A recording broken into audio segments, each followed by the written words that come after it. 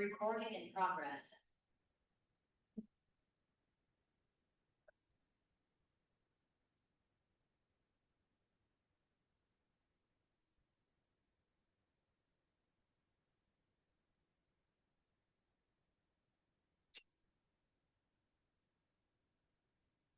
Buenos días. Hoy es el lunes 3 de noviembre del año 2025 y vamos a tener nuestra sesión clínico-neuropatológica interinstitucional. Como parte formativa en la especialidad de neurocirugía, los médicos residentes de la especialidad rotan en nuestro servicio y pues participan en todas las actividades de nuestro servicio. Y parte de ellas es justamente la presentación y discusión de un caso clínico neuropatológico de relevancia.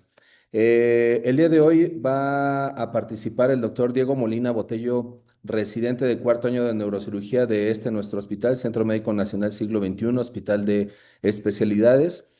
El doctor Edgar Fernando Higuera González, residente de cuarto año de neurocirugía también de nuestro hospital. Y el doctor José Rubén Tobar Cueva, residente de cuarto año de neurocirugía del Hospital Ixte Tláhuac.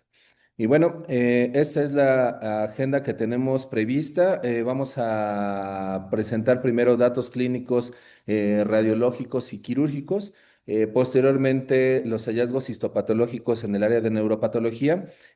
Al término de esta presentación del diagnóstico, si gustan hacer alguna pregunta o comentario, por favor, no se detengan. Y posterior a ello, el doctor Higuera nos presentará una revisión a propósito del tema, del diagnóstico, y al final el doctor Rubén nos presentará algunos artículos de revisión. Y bueno, empezamos con los datos clínicos presentados por el doctor Diego Molina Botello.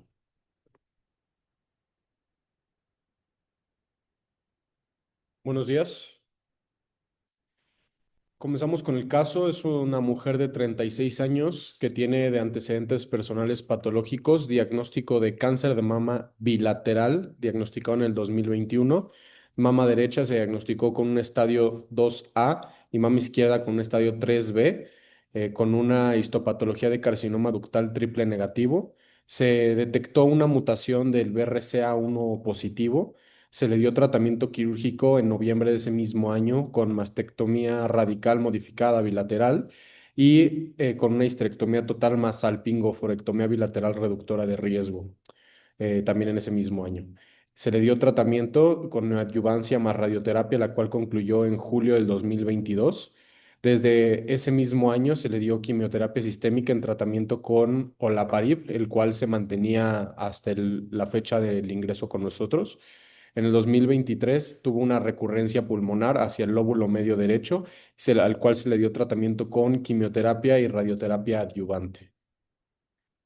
El 21 de noviembre del 2023 se detectó recurrencias al sistema nervioso central hacia el lóbulo occipital derecho, para lo cual se le dio tratamiento con resección quirúrgica y radiocirugía, para la cual se le dio una dosis de 30 grays fraccionado en 5 sesiones. Finalizó el 12 de enero del 2024 dicho tratamiento. Se tuvo como reporte histopatológico de esa primera intervención al sistema nervioso central de adenocarcinoma metastásico poco diferenciado. Este es el padecimiento actual que tuvo la paciente en su primer internamiento en el 2023. Presentó en primera instancia una cefalea bifrontal opresiva, intensidad NA8 de 10, parcialmente aliviada con analgésicos no esteroideos. Tenía una sintomatología intermitente presentándose una o dos veces por semana. Posteriormente, ese año se solicitó por parte de su seguimiento en oncología una tomografía de cráneo por los síntomas que mencionamos y se diagnosticó actividad tumoral del sistema nervioso central.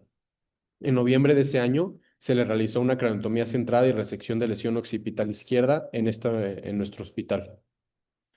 Posteriormente, como mencionamos, se le dio radiocirugía y en agosto del 2025, durante su seguimiento en resonancia de control, se evidenció una aparente recidiva tumoral y se decidió un reingreso hospitalario para una nueva intervención quirúrgica. En enero de 2024, perdón, de enero del 2024, que fue su primer cita de seguimiento con nosotros, a agosto del 2025, recibió 5 consultas por parte de nuestro servicio, en las cuales se realizaron un total de 2 resonancias magnéticas como parte de su seguimiento. A la exploración general, una vez que reingresó en el 2025 con nosotros, encontramos una paciente femenina con edad aparente similar a la cronológica. Se encontraba despierta, orientada e íntegra con signos vitales dentro de parámetros de normalidad. En la exploración neurológica, pues no encontramos nada de llamar la atención, se encontraba dentro de parámetros de normalidad. Como parte de los exámenes de gabinete, estudios de gabinete, tenemos esta primer resonancia magnética T1 contrastado del 7 de agosto del 2025 de su reingreso, donde observamos una lesión occipital izquierda, la cual realza al medio de contraste en anillo. En su interior se ve heterogénea, un realce heterogéneo al medio de contraste, un poco de edema perilesional que genera efecto de vector sobre las estructuras adyacentes. Y principalmente eso es lo que llama la atención en esta resonancia magnética, que recordemos es de su reingreso. Esta misma fecha se le realizó una secuencia T2, en la cual podemos observar el edema perilesional, así como un área hipointensa, la cual se encuentra en la misma área que se describió previamente donde se realizó la primera cirugía. Aquí me permito enseñarles DWI y ADC, en el cual observamos que no tiene una restricción a la difusión muy clara, de hecho es mínima, lo cual es importante para nuestro caso. Aquí les presento una línea del tiempo de las resonancias magnéticas que presentó el paciente, que tuvo el paciente. Del lado izquierdo del 2023 observamos una lesión muy diferente a la que les presenté hace un momento. Esta fue del 2023, previa a su primer cirugía, en la cual tenemos un T1 contrastado. De igual forma, localizado esta lesión en el lóbulo occipital izquierdo, observamos una lesión hiperintensa de bordes bien definidos, heterogénea con ciertas áreas hipointensas en su interior, con edema perilesional y que genera efecto de vector también sobre las estructuras adyacentes. La siguiente resonancia magnética, también en T1 contrastada del 2024, observamos esta primera resonancia de seguimiento de la consulta externa, donde pues realmente no observamos ninguna lesión residual, observamos el lecho quirúrgico, un poquito de desplazamiento de las estructuras ventriculares, sin embargo, dentro de la normalidad para una resección quirúrgica. Y por último, en el 2025, la resonancia magnética que estuvimos discutiendo, en la cual se observa una vez más una lesión, sin embargo, podemos observar que no es de las mismas características radiológicas, o al menos no de primera instancia, que la primera lesión que estuvimos discutiendo. En esta última resonancia magnética que analizamos, los radiólogos nos otorgaron una interpretación donde llama la atención su conclusión, donde mencionan cambios quirúrgicos por craneotomía occipital izquierda con lesión en lecho quirúrgico en probable relación con recidiva/remanente tumoral, la cual infiltra el epéndimo del asta occipital del ventrículo lateral, así como el plexo coroideo ipsilateral y un aracnoidocele no relevante. El 24 de agosto del 2025, a propósito de esta resonancia magnética, se le realizó una reapertura de incisión en herradura parieto-occipital izquierda, craneotomía parieto-occipital izquierda, resección de lesión y plastía dural con pericráneo. Como hallazgos se encontró una lesión parieto-occipital izquierda con fibrosis de consistencia firme, aspirable, amarilla, bordes regularmente definidos y tejidos glióticos circundantes. Esta es la tomografía postquirúrgica del día 24 de agosto, donde observamos que esa lesión fue resecada por completo, con lecho quirúrgico sin ningún tipo de complicación aguda como sangrado, y principalmente eso. Perfecto, Diego, muchísimas gracias. ¿Alguien aquí presente o detrás de pantalla que tenga alguna pregunta a propósito de los datos clínicos y la presentación que nos dio Diego? Compañero de nuevo ingreso, ¿tienes alguna pregunta, algo que quiera, alguna duda que tengas? ¿No? ¿Te quedaron claros los datos clínicos? Ok, de acuerdo, perfecto, muy bien. Bueno, muy bien. Entonces, continuemos. Les voy a presentar los hallazgos histopatológicos producto del espécimen resecado. Y esta diapositiva corresponde pues a un recordatorio tomando en cuenta la línea del tiempo que Diego ya nos platicó. En noviembre de 2023 esta lesión occipital izquierda se operó, se resecó y el diagnóstico fue de adenocarcinoma metastásico. Como ya nos platicó el doctor Diego Molina, pues la paciente tenía antecedente de carcinoma ductal infiltrante bilateral triple negativo. Y lo que observamos en este espécimen en 2023 fue esta lesión neoplásica que en vista panorámica observamos que está compuesta por láminas y cordones de células neoplásicas con necrosis cartográfica, como lo podemos ver en esta fotomicrografía. A mayor aumento, aumento de 10 por, identificamos estos mantos de células neoplásicas. Desde este aumento ya podemos identificar que son ovales y la transición con la necrosis cartográfica comentada. A mayor aumento, aumento de 40 por, identificamos que se tratan de células neoplásicas medianas a grandes, ovoideas a poliédricas, con relación núcleo-citoplasma 1:2, a 1:3. Los núcleos son ovoideos de cromatina variable, algunos con cromatina gruesa, grumosa. En algunos otros núcleos predomina la eucromatina. Y lo que es evidente es la abundante actividad mitósica que estoy señalando, que es mitosis típica y atípica. También en estos mantos celulares neoplásicos metastásicos podemos identificar que algunas células en estas láminas tienden a formar estructuras luminales que denotan la diferenciación glandular en este caso. Muy bien, continuando, ahora sí con el espécimen que recibimos en mayo del 2025 a propósito de la lesión marcada en el recuadro en color amarillo.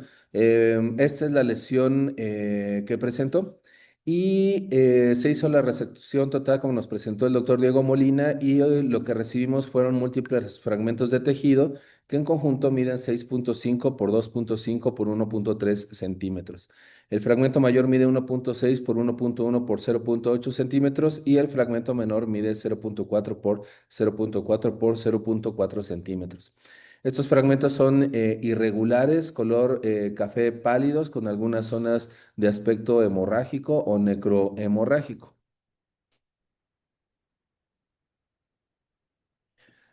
En los cortes histológicos identificamos en distintas áreas patrones tisulares variables.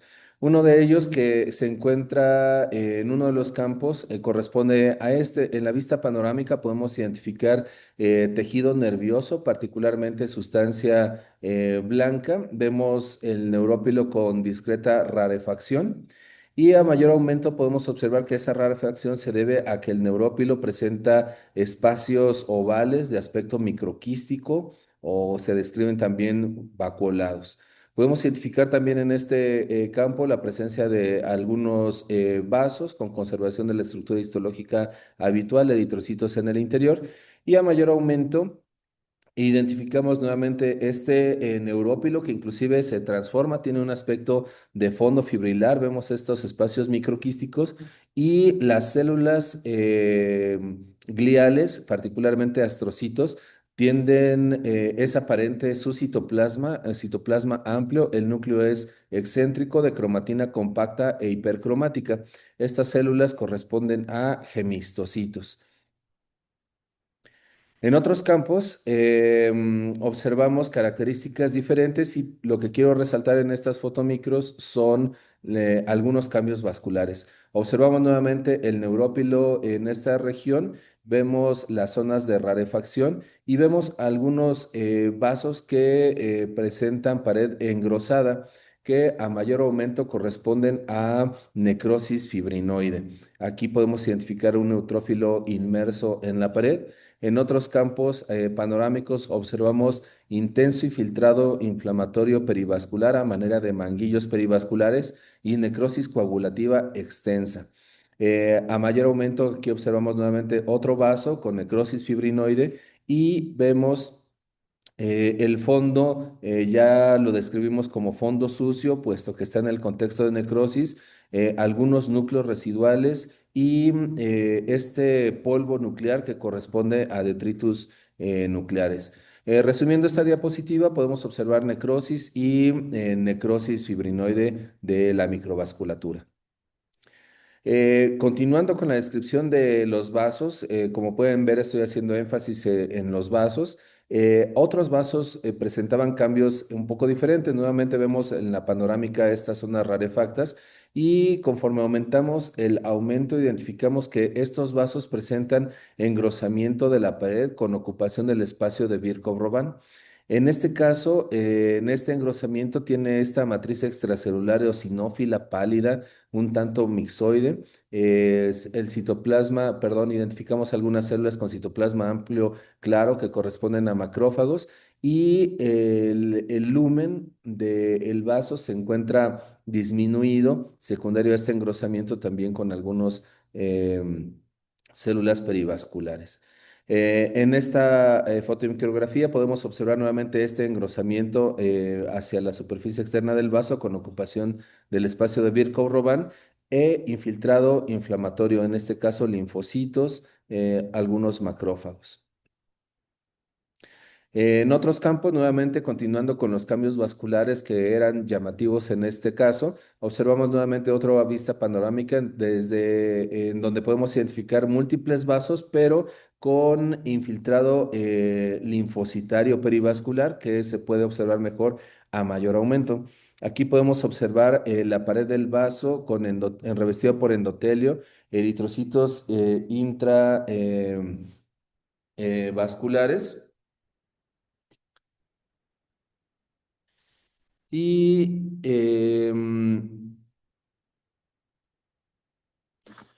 eritrocitos intravasculares y la pared con infiltrado linfocitario se identifica aquí un macrófago con hemoserina.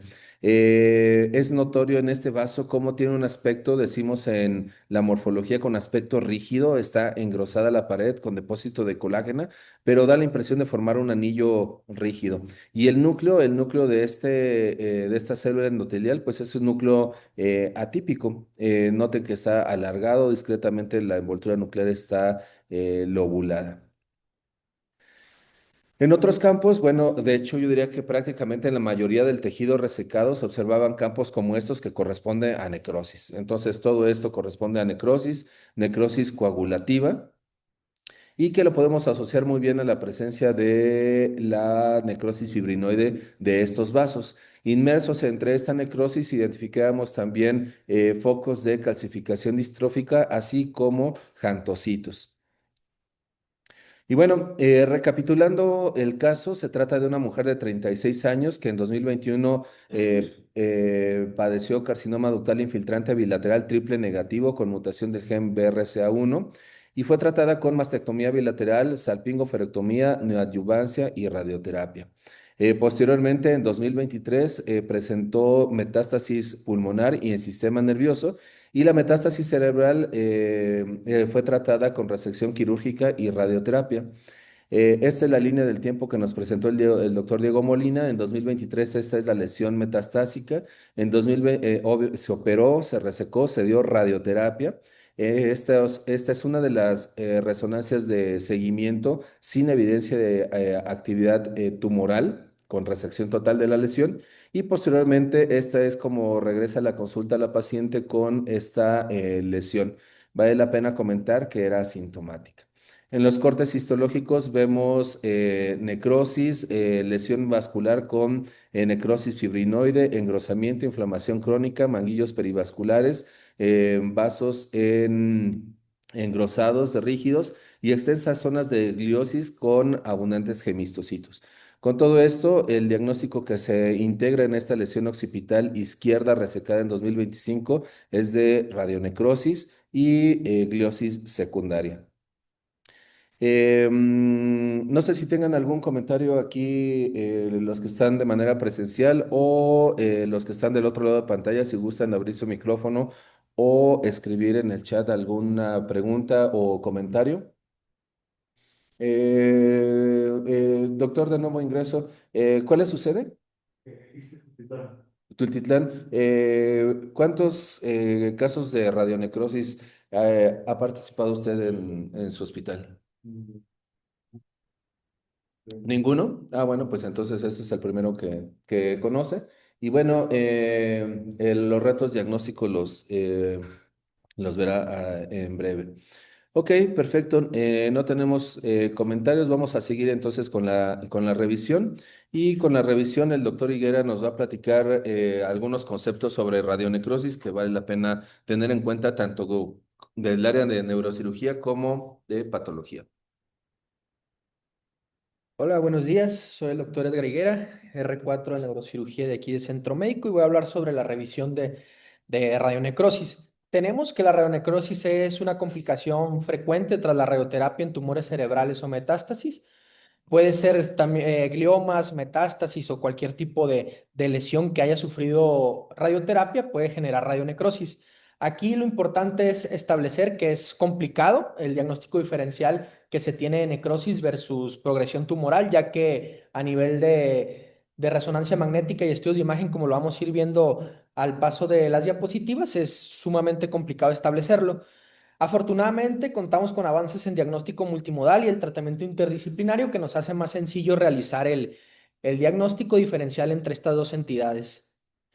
Como definición y epidemiología, tenemos que la necrosis del tejido cerebral tras radioterapia es lo que conocemos como radionecrosis. Existen factores de riesgo relacionados directamente a la radiación, que es la dosis alta de radiación que recibe el paciente, el volumen cerebral irradiado y el uso de inmunoterapia.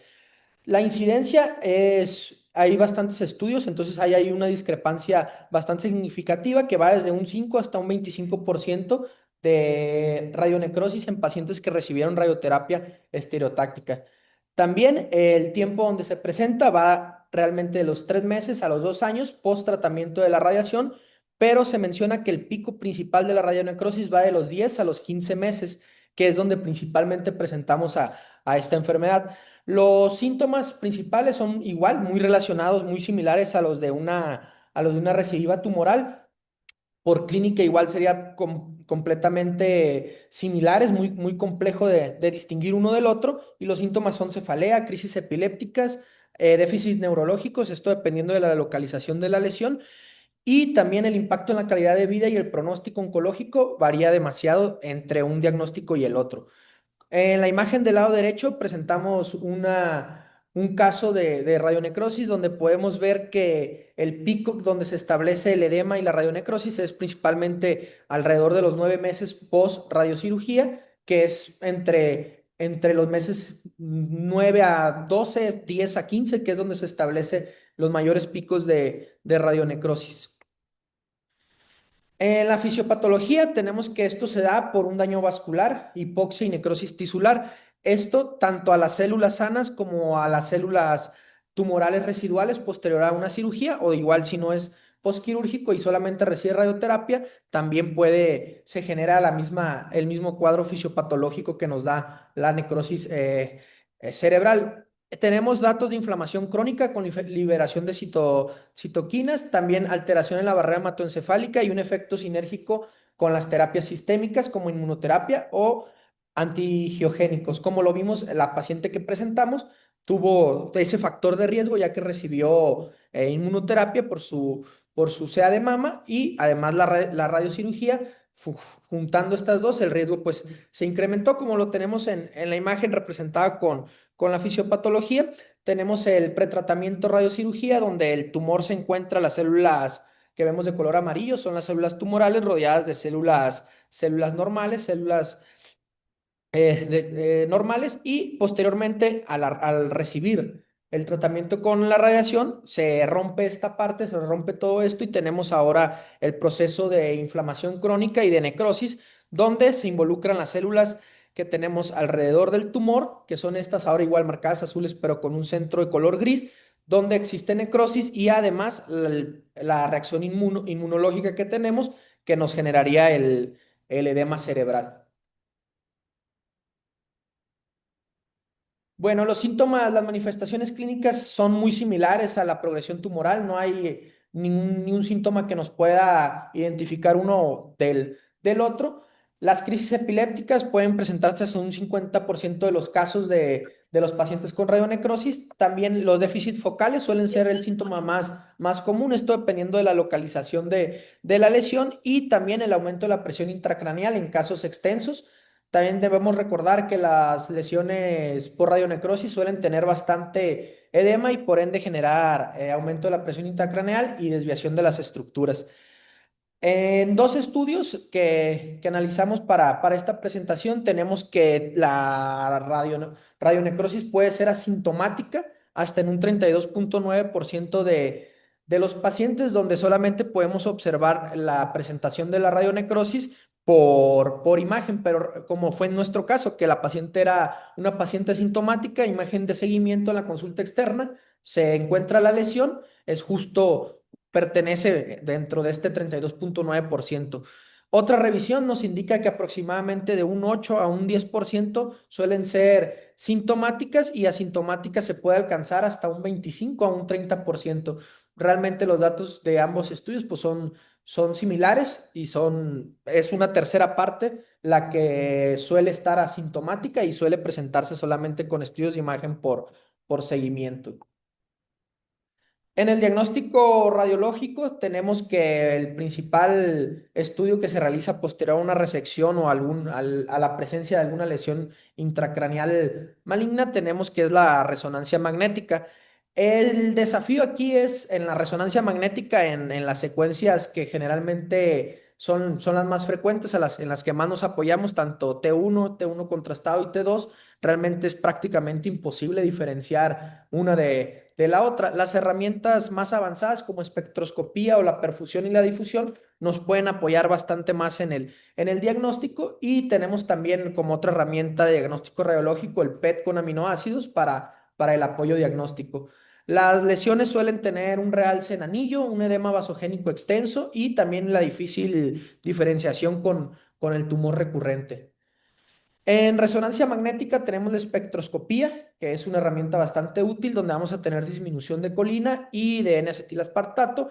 Comparado esto con una recidiva de un glioma, una metástasis, la disminución en el glioma tendríamos aumento de colina, en la metástasis tendríamos igual la colina disminuida, pero no en niveles tan bajos como en una radionecrosis. También existen en la espectroscopía la relación colina-creatina, donde en los gliomas suele ser mayor de 2, en las metástasis suele ser de 1 a 2 y en la radionecrosis suele ser menor a 1. Esta sería una de las principales herramientas que nos ayude a distinguir estos diagnósticos diferenciales. También la resonancia magnética con perfusión, tenemos que el bajo volumen sanguíneo cerebral nos hablaría de necrosis y nos apoyaría este diagnóstico, y el PET con aminoácidos es el estudio con mayor especificidad para establecer este diagnóstico diferencial.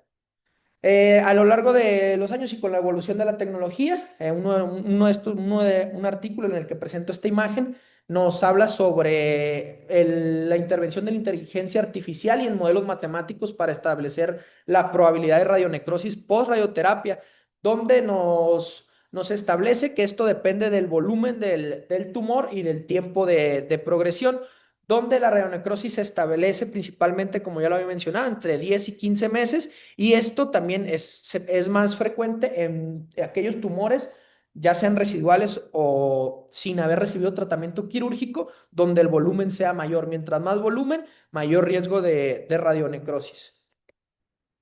El manejo multidisciplinario es sumamente importante. La primera línea de tratamiento de la radionecrosis son los corticosteroides, ya que el principal síntoma está dado por el edema que se genera, y el esteroide nos ayudaría en esta parte para reducir el edema. Nuevos estudios nos aportan el bevacizumab con una mejoría igual en el edema y los síntomas al disminuirlo. También la cirugía o láser intersticial en casos refractarios, y importante el abordaje en conjunto entre neurooncología, radioterapia y neurocirugía.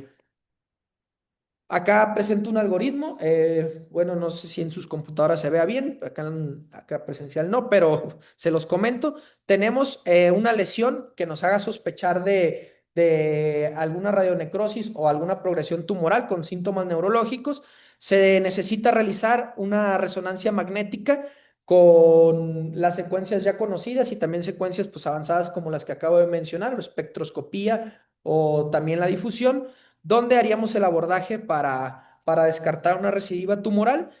En caso de una sospecha o complejidad diagnóstica, es donde entraría a la parte del PET, donde es sumamente importante, nos ayudaría hacia orientarnos a una progresión local o a una radionecrosis. Esto en un PET con una imagen hipermetabólica, estaríamos hablando de una recidiva local. En una hipometabólica tendríamos una radionecrosis, donde igual el tratamiento es inicial esteroide, el bevacizumab, y en casos donde existe sintomatología clara o que está poniendo en riesgo o ya con deterioro neurológico, podríamos considerar la cirugía.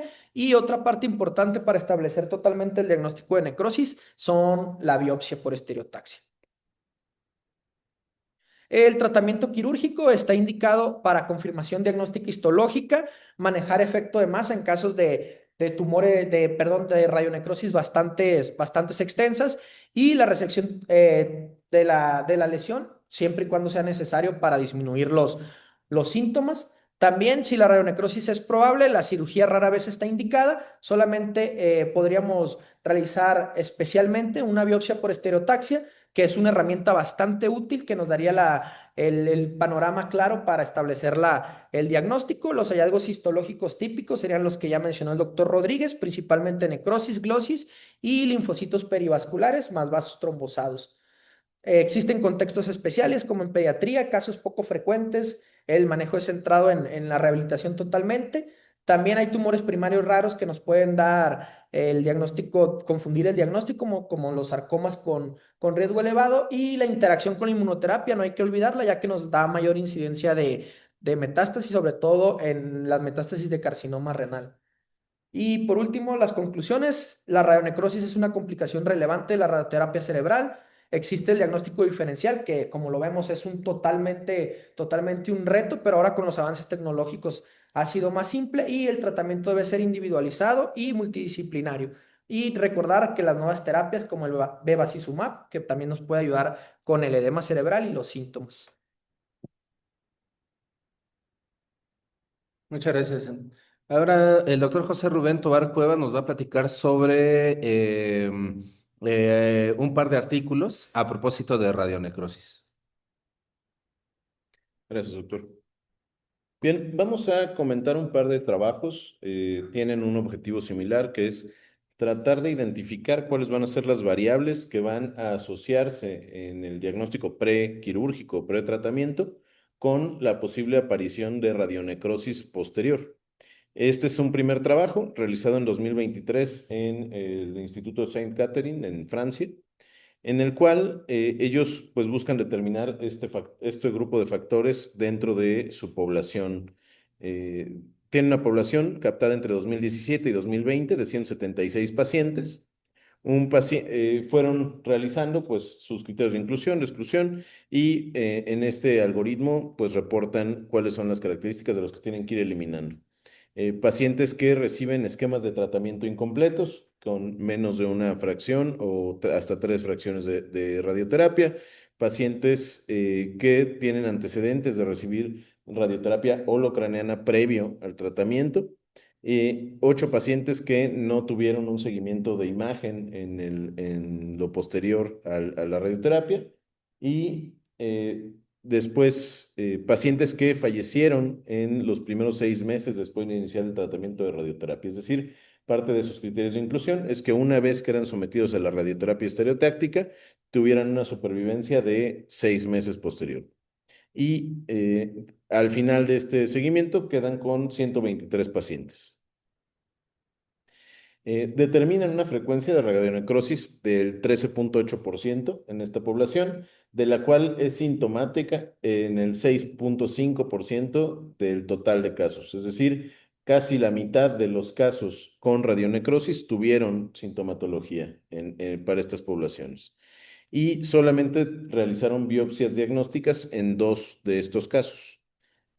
En la población, pues una población sin alguna característica dominante, una población con, en el grupo de radionecrosis, un promedio de edad de 60 años, sin radionecrosis, 66 años, pacientes funcionales en su gran mayoría, de acuerdo a esta escala de Koch, con puntajes asociados a una buena funcionalidad de los pacientes. La distribución de los cánceres primarios, de acuerdo a lo reportado en la literatura, un 70% eran cánceres de pulmón, de mama, tumores renales o de aparato digestivo. Y el número de metástasis en un 88% en el grupo de radionecrosis eran metástasis únicas, solo un 11% metástasis múltiples. Y en el grupo de sin radionecrosis, pues reportan un 60% de metástasis únicas y un 40% de metástasis múltiples. Como ya lo comentó también el doctor Higuera, la mayoría de los pacientes también con tratamientos asociados, un 47% en el grupo de pacientes con radionecrosis, un 64% que eran sometidos a quimioterapia al mismo tiempo que la radiación y pues en general con esquemas de radioterapia, hormonoterapia, es decir, multitratados. También un buen porcentaje de estos pacientes asociado al uso de corticosteroides en su seguimiento, un 88% de los pacientes con radionecrosis y un 82% de los pacientes que no presentaron radionecrosis, también sometidos a terapia con corticosteroides. Eh, Llama, por ejemplo, dentro de los hallazgos, llama la atención la localización de las lesiones. Lo más frecuente fue que presentaran lesiones metastásicas hacia el lóbulo frontal en ambos grupos y hacia el lóbulo parietal. Pero se asoció que el sitio de localización de las metástasis podía dar un riesgo aumentado hasta 4 veces para las que se localizaban en regiones frontales y parietales. Eh, En contra de lo que se reportó en otros trabajos, ellos comentan que el porcentaje o el volumen de cerebro sano expuesto a radioterapia, ni las dosis y el fraccionamiento de dosis que tuvieron, en este caso en su población, no lo encontraron como un factor predisponente a mayor radionecrosis. Eh, Llama, por ejemplo, la atención, ellos asocian el riesgo a una mayor sobrevida como un riesgo para el desarrollo de radionecrosis a partir de los 65 años. En esta gráfica, ellos muestran el tiempo de vigilancia de su estudio, que va hasta 1500 días, y las dos poblaciones, los que desarrollaron radionecrosis en color azul, los que no desarrollaron radionecrosis en color rojo. Es decir, aquí podría asumirse que asocian una mayor sobrevida a un mayor riesgo de radionecrosis. Y esto lo comentan también en la discusión, ya volveremos a eso. Al hacer ya un análisis de correlación, en el análisis univariado, ellos identifican la localización de las metástasis en lóbulos frontal y parietal como uno de los principales riesgos para el mayor riesgo para la presencia de radionecrosis, y en análisis multivariado también esta variable sobrevive como la principal característica, ¿no? El mayor número y localización de las metástasis en los lóbulos frontal y parietal. Entonces, mencionan la mayor sobrevida como algo que llama la atención dentro de su trabajo, como un riesgo aumentado para la radionecrosis. En este caso, pues por un lado, mencionan que es posible interpretarlo como que la radionecrosis es un riesgo constante a partir de la aplicación de la radioterapia, por lo tanto, los pacientes que tienen una vida posterior a la radioterapia más larga van a tener este riesgo de manera constante durante su vida.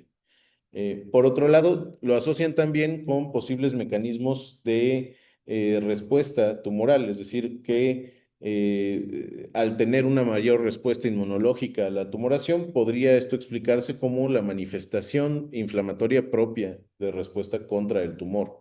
Es decir, que tienen una mejor respuesta y por lo tanto se manifiesta de esta manera.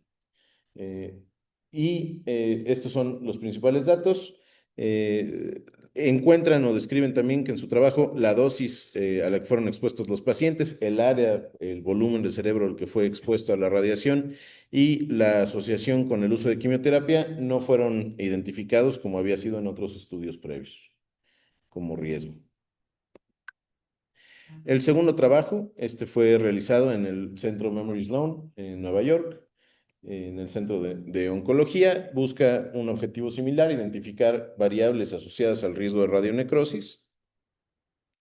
En este caso es un estudio retrospectivo, son dosis unifraccionadas de radiocirugía, lo ponen como sus factores de inclusión, la sobrevida mayor a 6 meses, pacientes que no fueron operados en estos casos, previo a la aplicación de radioterapia, con dosis entre 15 y 22 grays, aquí por hacer la comparativa, son dosis más altas de radioterapia. En este caso, el seguimiento de resonancia magnética es estricto cada 3 meses en los pacientes y los criterios que utilizaron en la mayoría de los casos fueron los criterios de imagen que hemos comentado previamente como parte de los criterios para determinar radionecrosis. Captaron 327 pacientes que recibieron radioterapia entre 2007 y 2009 y al final 160 son los que cumplen los criterios de inclusión. Bueno, aquí se ve un poquito borroso, aquí en el aula, pero tienen una mediana de edad de 60 años, también una escala de Karnofsky arriba del 90 puntos, es decir, son pacientes altamente funcionales. Aquí logran identificar un mayor, hasta un 54% con lesiones mayores a 1 centímetro, que veremos que eso va a ser importante más adelante, con la distribución de las lesiones tumorales, de las lesiones metastásicas en lóbulos frontal y parietal hasta en un 57%, y como el principal sitio, y la distribución de las lesiones tumorales también se relaciona con la epidemiología descrita internacionalmente, con metástasis pulmonares, en primer lugar. En segundo, en este caso, fue melanoma. En tercero, fue cáncer de mama y otro tipo de cánceres en un 18%. Las dosis que se aplicaron fue de más de 21 grays en un 74%. La radioterapia holocraneana, que fue aplicada hasta en un 14.4% de su población, previo a la terapia estereotáctica. El uso de quimioterapia hasta en un 44%. Y aquí describen un uso de bevacizumab, que es un antiangiogénico y que ya comentamos, hasta en un 8% de los pacientes. Bien. En cuanto a las características de la población con radionecrosis, el tiempo, esta es una línea de tiempo donde vemos en meses de 0 a 60 meses que dieron de seguimiento y la probabilidad de radionecrosis. Aquí llama, por ejemplo, la atención que los primeros pacientes que se identificaron con radionecrosis fue en los primeros 6 meses un 5% de la población. Y el mayor porcentaje que desarrolló radionecrosis fue entre el mes 12 y 18, es decir, al año y medio de la aplicación de radioterapia, hasta entre un 17 y un 23% de su población desarrolló la radionecrosis. Fue sintomática en un 67%, es decir, más de la mitad de sus pacientes sí tuvieron sintomatología, y el diagnóstico fue por imagen en la mayoría de los casos. Donde se identificó la sospecha de radioterapia. Aquí, por ejemplo, llama la atención que se biopsió casi un 30% de los casos para confirmación del diagnóstico. Aquí vemos que también dividen de acuerdo al tamaño de las lesiones, el cual identificaron a mayor diámetro de la lesión, mayor riesgo de radionecrosis, siendo las de mayor tamaño a los 12 meses con un riesgo de hasta un 20% de tener radionecrosis, y las de menos de medio centímetro, menos de un 3% de riesgo para presentar radionecrosis al año. En el análisis univariado y multivariado sobreviven tres elementos o tres factores como de mayor riesgo para presentar radionecrosis. El diámetro tumoral, que es como una diferencia significativa, mayor a 1 centímetro, es un elemento importante. Aquí me salto la radioterapia holocraneana previo a la aplicación de radioterapia estereotáctica también da un mayor riesgo a presentar radionecrosis, y la presencia de orígenes tumorales diferentes a los más comunes, es decir, tumores que no venían de pulmón, de mama o melanoma, tenían mayor riesgo a presentar radionecrosis. Es decir, en esta población se presentó con mayor riesgo de presentar radionecrosis, tumores renales, tumores de ovario, de tiroides y tumores de células pequeñas, no dicen de dónde, pero fueron los que presentaron un mayor riesgo de presentar radionecrosis. Entonces, en este caso, reportan un rango de radionecrosis hasta un 25%, es decir, relativamente alto. Fue un seguimiento muy estricto en relación a lo que se determina en otros estudios. Y de los factores que presentaron mayor riesgo fue el tamaño de las lesiones tumorales, fue el principal riesgo que ellos determinan para el riesgo de radionecrosis y pues la presencia de estos subtipos infrecuentes también como de un riesgo aumentado. Y ya, eso, muy bien. Muchas gracias. Muy bien, bueno, pues este es el caso que presentamos. No sé, ¿tienen los que están aquí presentes, tienen alguna duda o aquí en el chat hay un comentario o pregunta? Dice la doctora Díaz Alba, neurooncóloga, ¿por qué se realizó resección y no biopsia a la paciente? Diego, tú que estudiaste los datos clínicos, etcétera.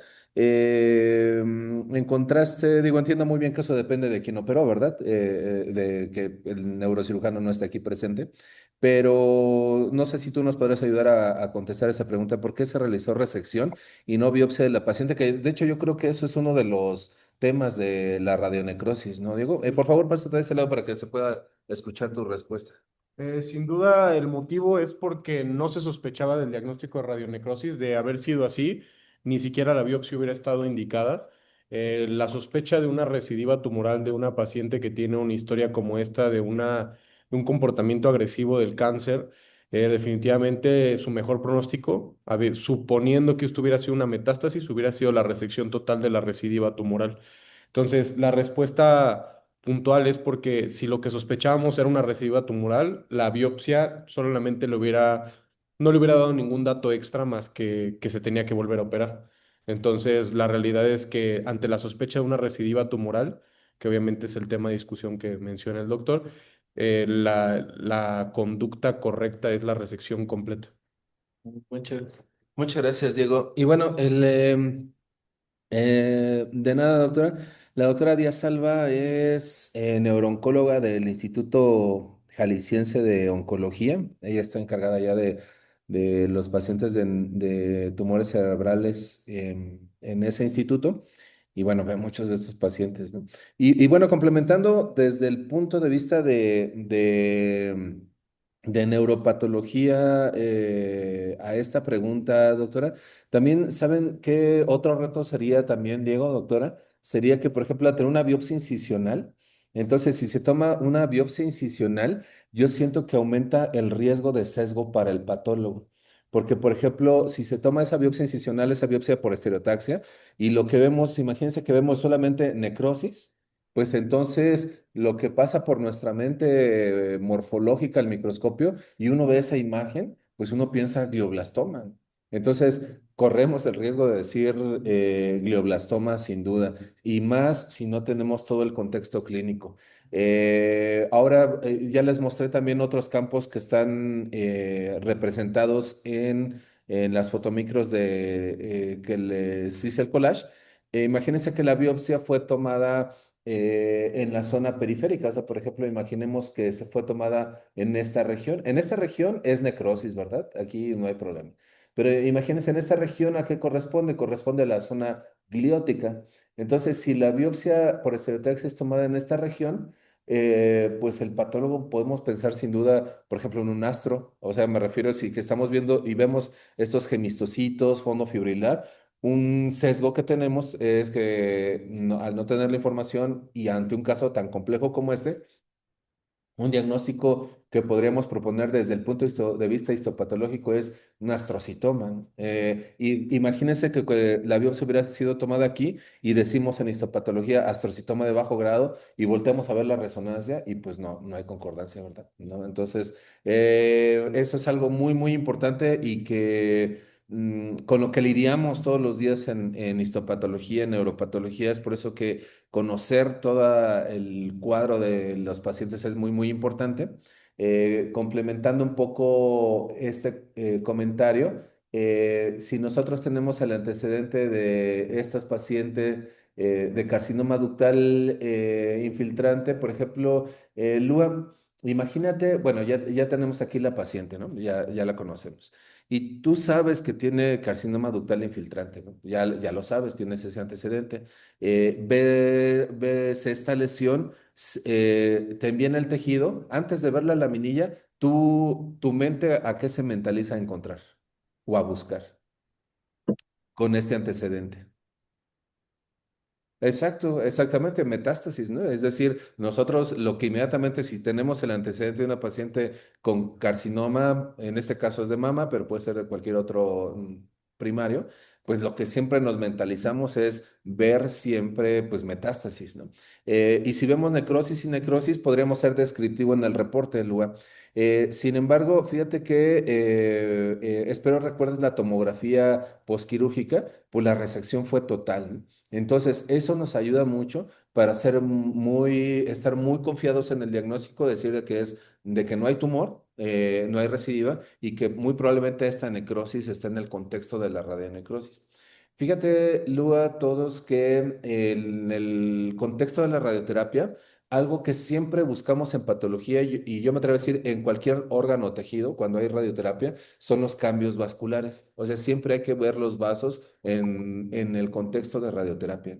Y generalmente algo común es el engrosamiento de los vasos, pero además esclerosis de los mismos. Es decir, se fibrosan. Y aquí vemos vasos que sí están engrosados, no están fibrosados, pero tienen un componente inflamatorio, por lo menos en esta biopsia, persistente. Vemos los linfocitos, vemos macrófagos como pues un tanto de degeneración de la pared y la necrosis. Em, Esto que estoy comentando, Higuera, si gustas acercarte al micrófono para que respondas la pregunta que te voy a hacer. A propósito de la fisiopatogenia, Higuera, algo que nos enseñaste ahorita, Higuera, es que la radionecrosis se puede presentar hasta varios meses después. Sí. Entonces, de acuerdo a lo que revisaste, Higuera, ¿tú qué propones? Entiendo que no hay una razón clara conocida hasta este momento, pero ¿tú qué propones? Es decir, la pregunta sería, ¿por qué en pacientes que reciben radioterapia, hasta un año después de la radiocirugía, presentan radionecrosis? ¿Tú qué opinas de acuerdo a lo que estudiaste?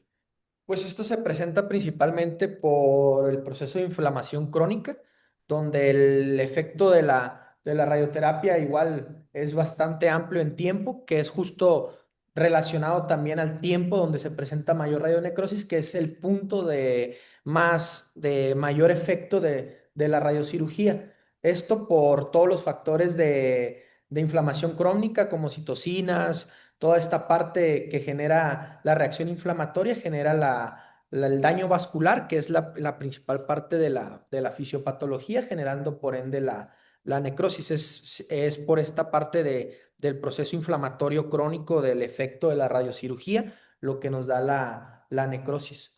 Perfecto, ya. Y de hecho, fíjate, aquí, eso que comentas, aquí tenemos evidencia morfológica de lo que citas. Mira, el vaso con infiltrado linfocitario perivascular, en este caso ya hay lesión de la pared y finalmente cuando hay necrosis fibrinoide del vaso, pues hay necrosis del vaso y eso produce necrosis tisular, exactamente, así es.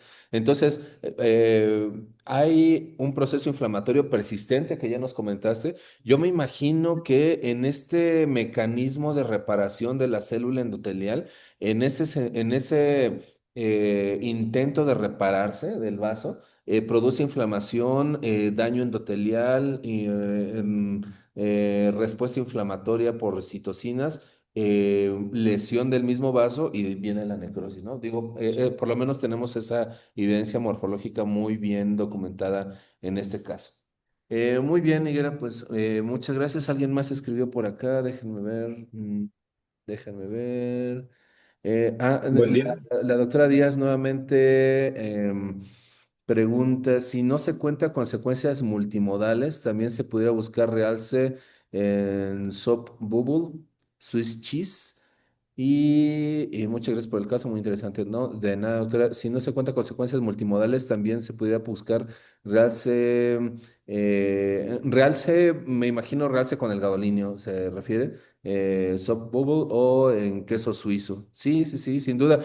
Lo que comenta la doctora también no hay que olvidar, y aprovecho su comentario para ejemplificar este caso.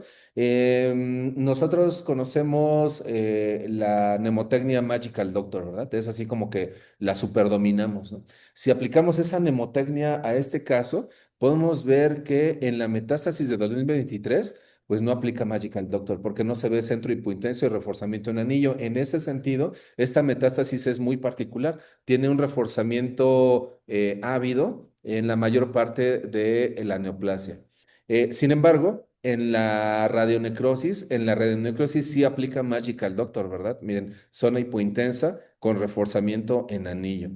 Y el comentario que hace la doctora Díaz Alba a propósito de esto me hace recordar la perfusión que también lo comentaron en la charla. Yo creo que ayudaría mucho porque en la recidiva por metástasis o en glioblastoma aumenta la vascularidad y aumenta por lo tanto la perfusión. En ese sentido, creo que esa herramienta ayuda muchísimo, a diferencia de la radionecrosis, que si bien hay microvasculatura que se encuentra asociada a la captación del gadolinio, pero no es una proliferación tan importante como ya lo explicó Higuera, es daño vascular y nuevamente regeneración vascular, necrosis, entonces aquí la perfusión está disminuida. Muy bien, bueno, para terminar, nos quedan 2 minutitos. Rubén, para terminar con esta bloque de discusión, Rubén, después de todo lo que acabamos de discutir, Rubén, si te llegara un paciente o sea, ver en retrospectiva a estos pacientes, ¿no? La paciente era sintomática, pero imagínate que tú estuvieras sintomática, etcétera. Tú como neurocirujano, ¿cuándo decidirías operar o no a un paciente con radionecrosis? Primero determinar que tiene radionecrosis, ¿verdad? Pero ¿cuándo decidirías operarlo y cuándo no? Pues creo que es una pregunta complicada. Primero, la sospecha de la radionecrosis, pensar en la posibilidad de que un paciente con esta historia tenga un cuadro de radionecrosis. Eh, Pensar también la expectativa de sobrevida de estos pacientes para pensar en un procedimiento mayor y partir de la sintomatología. En caso de que el paciente, pues francamente, estuviera sintomático, eso te empuja de alguna manera a darle un manejo quirúrgico. Si esas fueran las condiciones, pensaría que ese sería el caso en el que, sin dudar, habría que operar a un paciente con estas características. Si no, pues pensar en darle seguimiento, repetir la resonancia a los pocos meses, pensar en hacer una decisión más pausada para la toma de esta decisión. De acuerdo, Rubén. Perfecto, muchísimas gracias, Rubén. Higuera, Diego, miren, por aquí cayó otro comentario. El doctor Mandujano, patólogo inmunohistoquímico de Villahermosa, Tabasco, nos comenta la información clínica es fundamental dársela al patólogo siempre. No, no, pues por súper de acuerdo, doctor Mandujano. Sí, sí, sí. La recomendación para el área neuroquirúrgica es acompañar la solicitud con imágenes de resonancia y resumen clínico. Eso va a ser oro molido y va a evitar múltiples sesgos en la evaluación del patólogo. Muchísimas gracias por el comentario, doctor Mandujano. Muy bien, bueno, pues con esto terminamos. Muchas gracias a todos los que se conectaron y nos reconectamos en el siguiente caso de neuropatología, casi siempre oncológica, el siguiente lunes. Que tengan muy buen inicio de semana.